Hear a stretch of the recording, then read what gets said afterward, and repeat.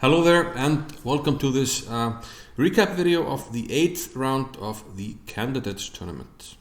Now this is the most anticipated chess event outside of the World Championship match. And well, let's just recap for those that are out of the loop.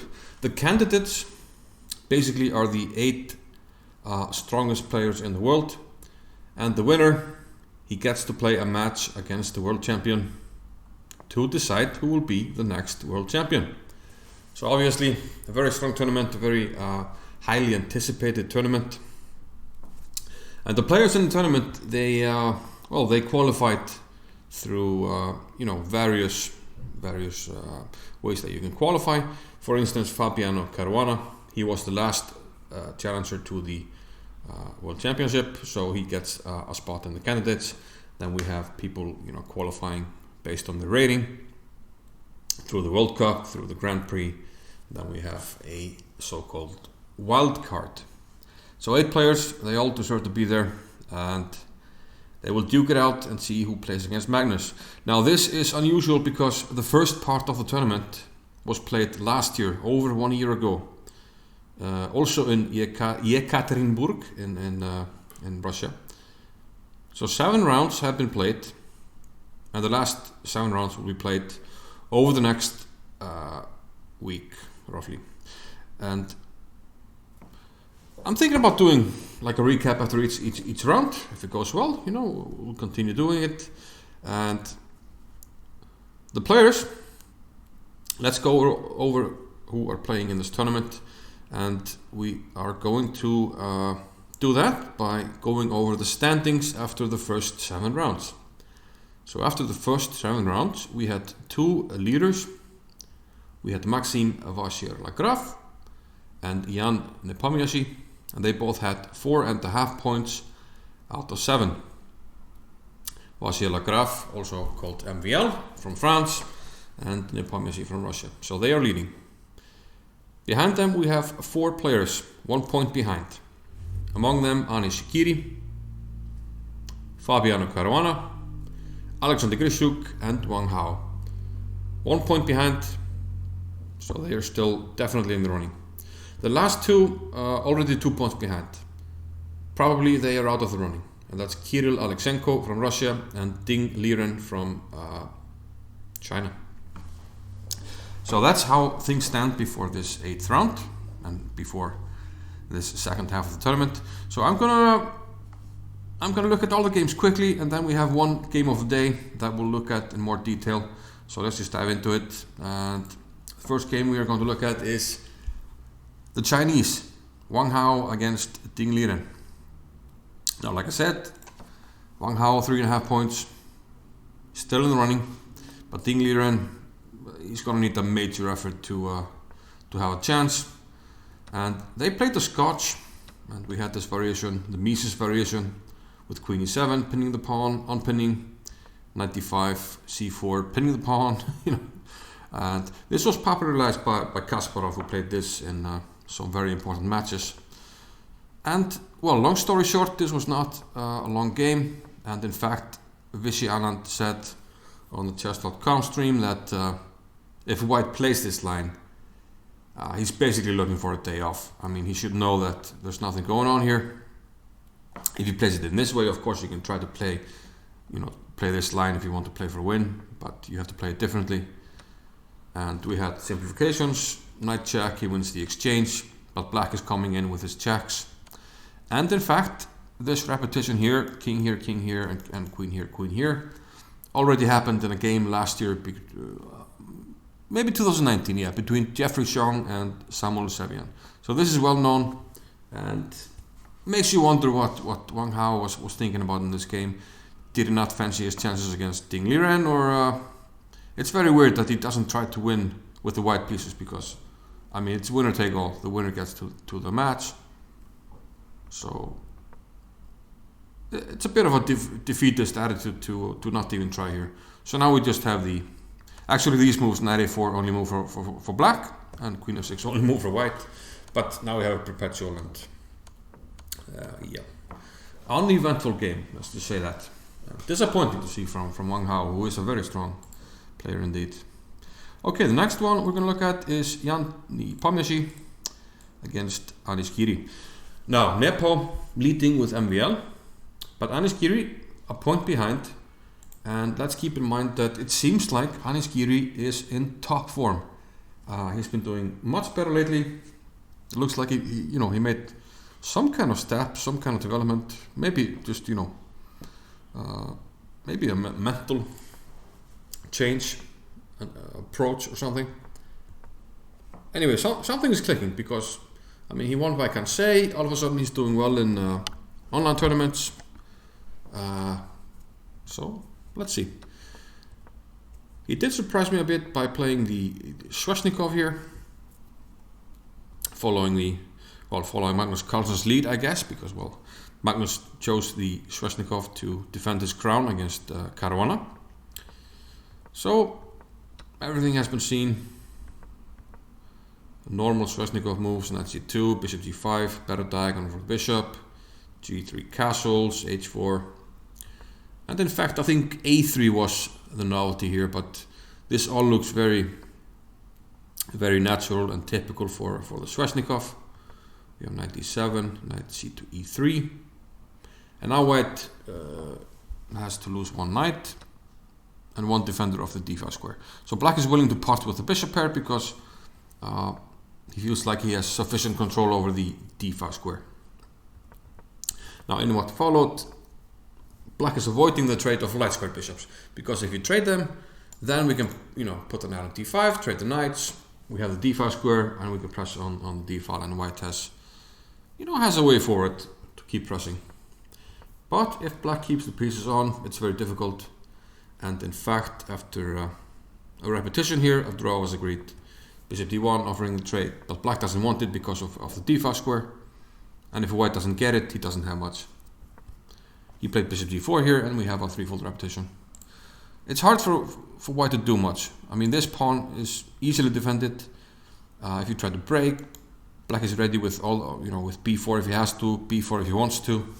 And the only way to try to play is probably to play f4 or something, but that becomes very risky because you weaken your own king side. And I guess Nepo felt that Caruana was putting MVL under pressure. We'll see that game, the last game we'll look at. So he felt, the practical decision was to make a draw here. Okay, the next game we're going to look at is Alekseenko against Grischuk. Grischuk with black, and he played the French defense. A bit of a surprise, but Grischuk is a universal player. So we had this line with knight f6, which is very solid, and we actually followed theory here, and this is a bit of a trendy line, I guess, recently. I think black should be doing okay here. We have a trade, a6, white takes on d7, gets his pawn back after rook b3 and takes on b7. But now we have a queen trade and bishop b7. And here rook h to b1 has been played, but looks like knight to d1 was a novelty. And I guess it doesn't make like a huge impression. Black has the bishop pair, and he was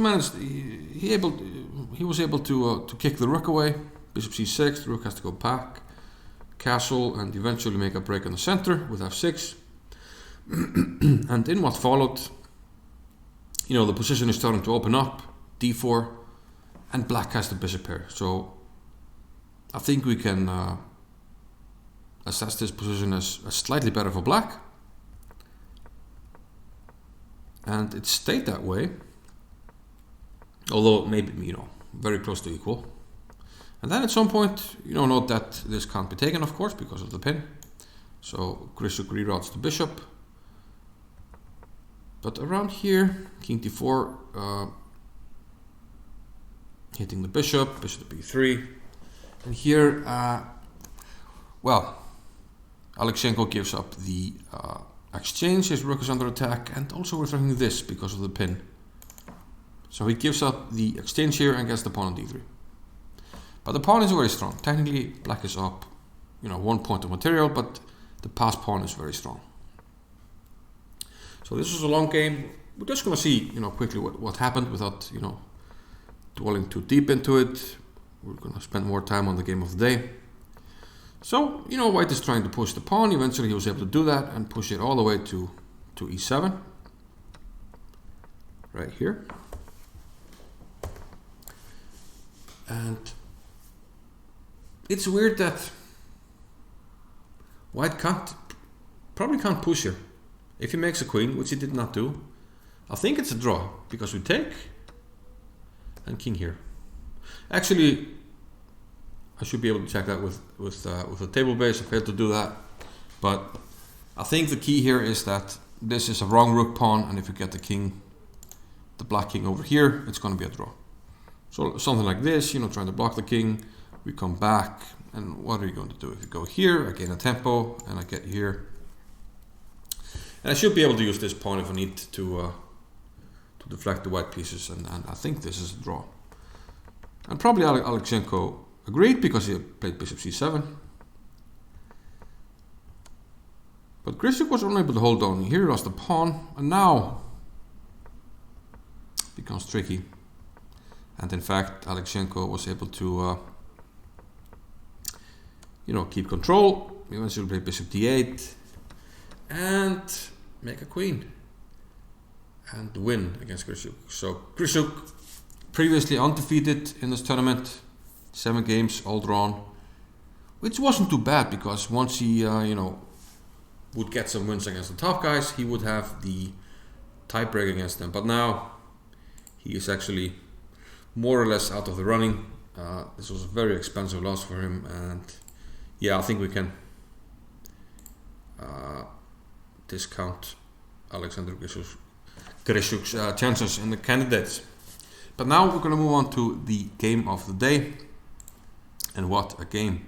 It's Fabiano Caruana with white against Maxime vachier-lagrave. So vachier-lagrave was leading before this round, along with Nepomniachtchi. And let's see. e4 by Caruana, c5 by Maxime vachier-lagrave. No surprises if white plays e4, and he wants the open Sicilian, which we have here. MVL will play a6, and we will have the Najdorf. This is no secret to anybody. It's an open invitation, and Caruana accepted. And he had 1 freaking year to prepare for this. And let's see what he had. f4.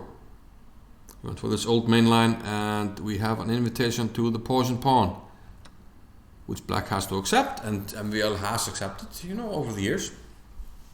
And as recently as I can say, but I think, he saved some of his preparation there. It didn't expose everything. But let's see, we have moves that have been seen before, e5, h6. Black can choose to, include h6 or not. I think it's more common not to, but I think recently people are including this. Now we have takes. And we have some moves here, g5, knight d5, and knight fd7 as played in the game. Knight to e4. This has all been seen before. The rook is attacked, so it goes to the center. We're hitting the knight, protecting it. A lot of pawns for black. It's 3 pawns. Black is 3 pawns up. Now the main move is bishop e2. But here Caruana plays a novelty, and he plays it fast. So now you need to start worrying. What does he have in mind? Bishop c5. Don't think MVL was worried yet. Bishop g3, queen d5. But here it comes. What is this? Caruana plays bishop to c4. This is a full piece, hanging, which we can take, and MVL took it. And what's the deal? There's no threat. The follow-up is bishop to d6. So white is down 3 pawns and a piece. That's 6 points of material. But he has tremendously active pieces. If he gets to castle, everything's active. And this is reminiscent of AlphaZero, because the king is stuck in the center, and all the pieces are on the back rank. The piece activity, it all belongs to white. Now, Caruana blitzed this out, and MVL thought for a long time. I guess the critical line here is to take on d4. keep in mind, of course, we can't take on d6 because knight takes. We're going to lose the queen. If we make a blank move, just to demonstrate, bishop takes c5 is the threat because you can't take back again because of knight d6. So that's where things stand. So either you take on d4 or you play what MVL played in the game. So bishop takes d4, rook takes d4. White will get very good compensation. For instance, queen b5, bishop b4. This threat is very annoying. And this is probably, queen b5 is probably bad.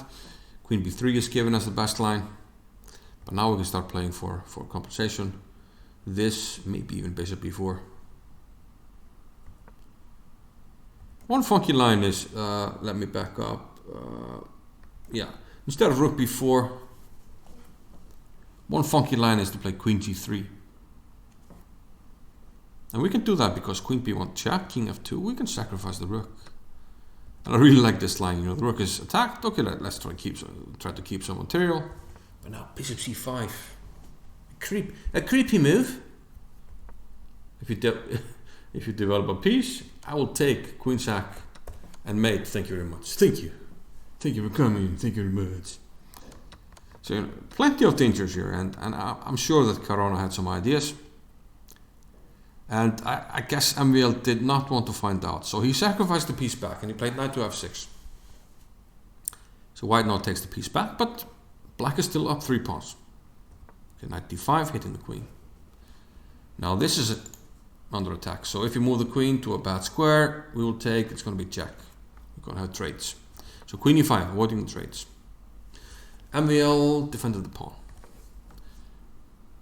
I think taking, even if it's an extra pawn, I think we're just helping white, because king f2, we still have to worry about this, and if rook g8, now this. And now this is hanging, and we're losing a lot of time, and we just help white to develop more pieces, you know, ultimate alpha 0 stuff, super active pieces. So MVL preferred rook g8. But now, knight takes on e6, we have trades, and I guess most people would opt for this, go for the queen trade, try to get some clarity. That's what happened. But now white is getting material back. King f7, rook d3. The knight moves. And now we can take on a8, but first, move 27. Castles. It's not often you see castling this late, and also with check. King g6. We had a firm blockade on the e file, so the king had to go to g6. And now we take the material. And now material is equal. But white is still very active, so probably white is doing very well here. We have a trade, and the bishop comes back. So now we have this endgame, and Caruana took an f6. And sometimes the knight can be rather weak in these situations. And Caruana was able to press here and put pressure on the h pawn. And MVL did not want to lose that, so he went for the h pawn himself, took an h4, but this costs him the b pawn. So he had to make a choice to allow the pass pawn on the king side or to give up one of my pass pawns on the queen side. Now he must have thought, I'm not pushing my queen side pawn, so I don't want to give white a pass pawn. So he went for this.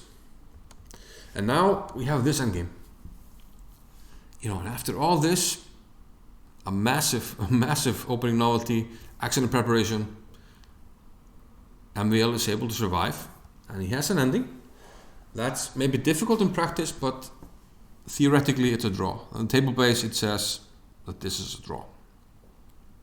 Now let's move fast here because white wins the pawn on the a file. And you can do nothing about this, so he just gives it up. If you have a bishop, you can play, if you have a white squared bishop, you can place it on b5, protecting the pawn, and the pawn protects the bishop. But you can't make an anchor like this, with the knight and the pawn. If you try to defend the pawn, the rook can always attack the pawn and the knight and win the pawn. So you can't keep the pawn.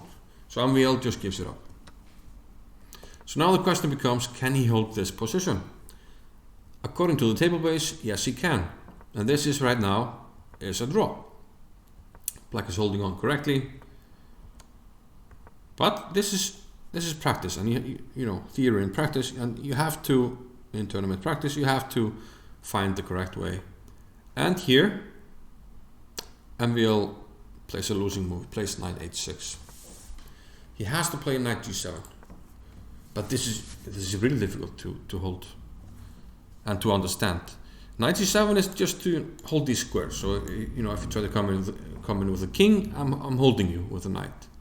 If you try to go on the other side, I'm still holding through g7, like jack here, and now knight h6. And the only move to hold here is king h5. So if you're a computer, you will hold, but for a human, it's difficult. The thing here is that you can't really approach because everything is mined. So you have to play rook g3 to kick the king away. But now you can't approach with the king because both of these squares have knight f5 with jack. If you move the rook, I come back here. And now your king is not approaching because I'm covering everything. And once you come here, I just start checking and repeat. So tricky. I don't fully understand it. I think, you know, I reasonably understand it, you know, using a computer. But these guys, they have to find the moves without a computer, with their brain. So now it's losing.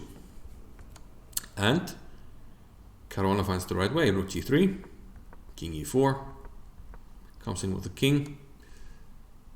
And two moves are winning here. And king e4 is the way to go.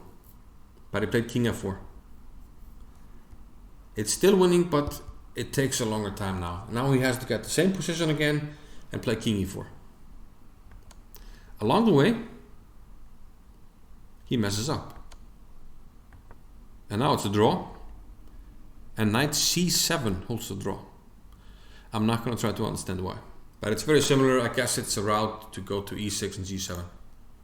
It seems like a key square to hold this. But after knight e7, we have the same situation. King f5, knight e7. So now we get this position again. Previously he played king f4, but now he played the correct move. King to e4. And now it's winning according to the table base. Again, I'm not going to claim to fully understand, but you know, let's keep going. So now it's winning. King f7, king to f4, rook g3. And because the knight isn't on a circuit that's covering g7, white is now able to penetrate the king on the king side. So with the knight on g7, we would be covering all the squares. But now the king penetrates king h5. And it's, you know, the g pawn was coming anyway. And now king g6, and MVL resigned. There's nothing to be done. King here. We're going to make a waiting move.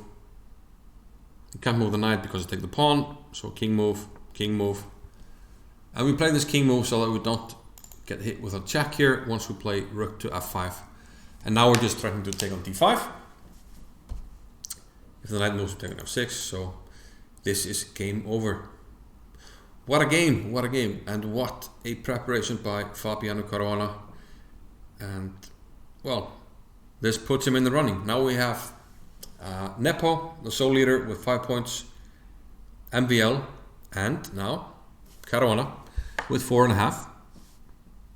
And Giri follows with 4 points. So, you know, anything can happen. I think it's going to be between these four.